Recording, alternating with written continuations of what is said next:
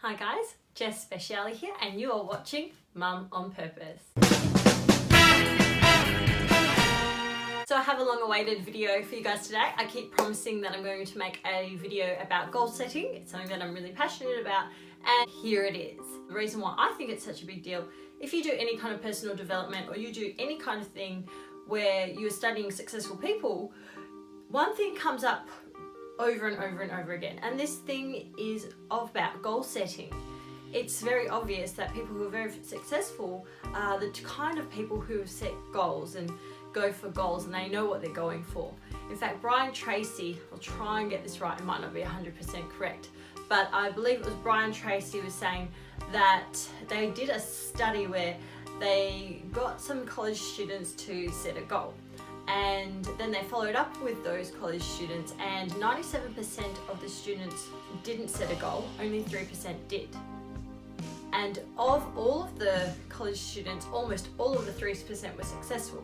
I believe that really if we are trying to get anywhere in life, it is really important for us to set goals, especially when there's chaos and there's confusion and there's all kinds of crazy things going on in life and in mum life. I also believe that goals are really important to make sure that we are on track with what we want to do and feel like we're actually accomplishing something out of the day. If you've ever made a to-do list, you've set a goal before. You might be sitting down thinking to yourself, oh my gosh, like I don't know where to start. I don't know anything about goal setting. If you've made a to-do list, you know exactly how to goal set. A to-do list is basically like short-term goals. What do you want to do for the day? You know, it's Robin Sharma who says how you run your day is like a mini life. So essentially you can see how you run your day and then that turns into life. This is why I'm really passionate about empowering you guys to live your life on purpose. And it basically just means that you're doing the things that you want to do because you want to do them and because you know that's what you want to do. Another great saying that I love is, if you don't know where you're going, then it doesn't really matter where you end up. Kind of the same thing, right? Because if you're at a fork of the road and you don't actually know what your destination is, it doesn't matter which way you go. And we take off in life and we think we're going to achieve all these great things and we all want incredible success, but if the pilot was to take off the plane and then never put in a destination into the GPS, pretty much as soon as he would get up into the sky, if he didn't have a clear course the way that he wanted to go, well, he might as well just keep going in circles. Because how does he know where he's ever going to end up? If you're really new to goal setting, I want you to start thinking about yourself. Now, this is one of the things that I really love about the business that I'm in. You know, they really encourage for you to think about your things. What are the things that you want? What are the things that you want out of life? And if it's really hard to think about that, what do you wish for? What do you wish could be different? What do you hope for? Or what do you pray for at night? These are the things that you can really start focusing on and start aiming towards doing something little every day so that you can reach your goal. So in terms of actually goal setting, the best way I've heard it described is setting about 20 goals. Why 20? Why not 50? Why not 5? Well, 20 is probably just about enough for you to have enough of a stretch to get beyond maybe some of your beliefs. So try to aim for 5 things that you want to be, 5 things you want to do, 5 things you want to have, and 5 things that you want to give. And then this will help you kind of break it down. Try to aim to have some things in there that are fairly short term and aim to have some things that are fairly long term as well. Another important thing is to also make sure they're your own goals. Because if it's something really worthwhile, what's going to happen?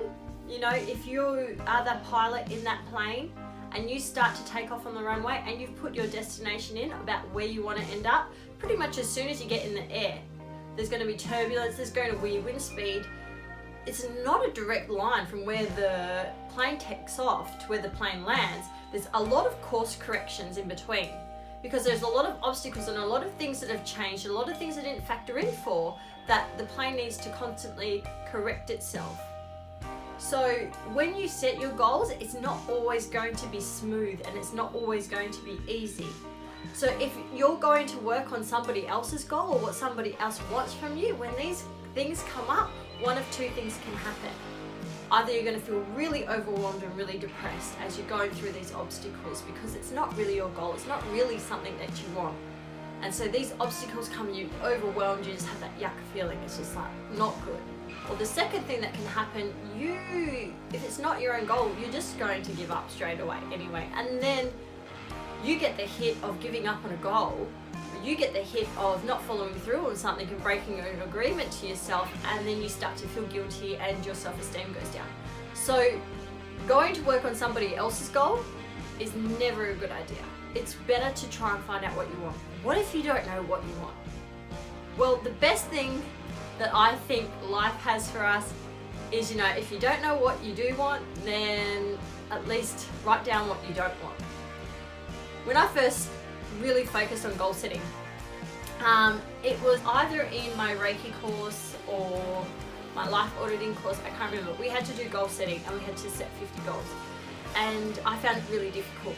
I could not do this exercise. I didn't know what I wanted, and so I just started writing things like, I want a car, and I want a house, and I want this, and I want that. I said this to my mentor. I was like, I'm just having a really hard time. So she got me to write down, if I couldn't write down 50 things that I did want, I had to write down 100 that I didn't want. And at the time I thought it was a bit silly, but I was like, oh well, okay, I'll write down what I don't want. Oh, now I remember what it was. It was goal setting in terms of what I wanted to be, because I was a bit lost back then and I didn't know what I wanted to do. So we're doing goal setting and stuff around that. So she's like, write down 100 things that you do not want and that you do not want to be and that you do not want to do in terms of careers and stuff like that. So I did that. And then that quickly helped me eliminate by identifying what I didn't want, helped me move closer to what I do want. Now again, I'm just going to break this down for you guys again, even more. If, again, this is something really new for you, break it down to a short-term goal. Just try one thing. So you might have a couple of things coming up. Just say you have a wedding or an event coming up and you want to get in shape. I always use weight loss examples or getting fit or having energy examples because that's what I do. I'm a health coach, so just bear with me. Say you have a wedding or an event coming up and you want to be a certain weight, set that as your goal. I want to lose X kilos. I want to be X size. I want to feel like X. You set that as your goal. And then what that does is it allows you to then work backwards. So if this is the goal that I want in 8 weeks' time, what kind of things do I need to be doing in the lead up to it? How do I need to eat? How do I need to behave? Do I need to increase my activity? Do I need to clean up my pantry? Do I need to start looking up healthy foods to eat? Do I need a coach or do I need somebody to support me on my journey? What are the obstacles that I'm going to come up against? Again, you don't need to go this in depth, but this is kind of giving you an idea of how you can break it down. In the most simplest terms, you could say, for example, I want to lose 2 kilos in 4 weeks, break it down, that's about half a kilo a week. And then you can break that down into each day. And each day you can be living your goals and your life on purpose by saying to yourself, so if I want to reach this goal of losing half a kilo this week, how is my behavior today going to help me lose half a kilo? The reason why I say break it down into a day is because if you leave it to the week, you might eat good one day, you might eat good 2 days, you might stick to it 3 days, and then there's a free for all the other days. You might get bored.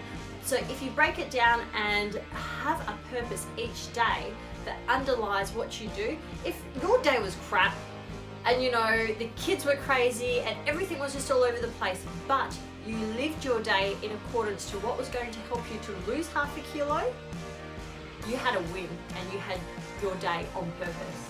So I know this was a bit of all over the place video on goal setting. There's so much to go into because it's such a deep thing. But I hope that this video gave you a really great overview of what it is to do goal setting and how you could maybe start goal setting and the things you could do to get some ideas around goal setting and how that applies to living your life on purpose. And then later on down the track, if you'd like me to do something for absolute beginners, or if you'd like me to go way deeper, which I certainly can do, in how you can achieve those goals and making sure that you're working towards those goals, I certainly can do that for you too. But for now, I just want to thank you so much for spending your time with me, and I'll see you next time.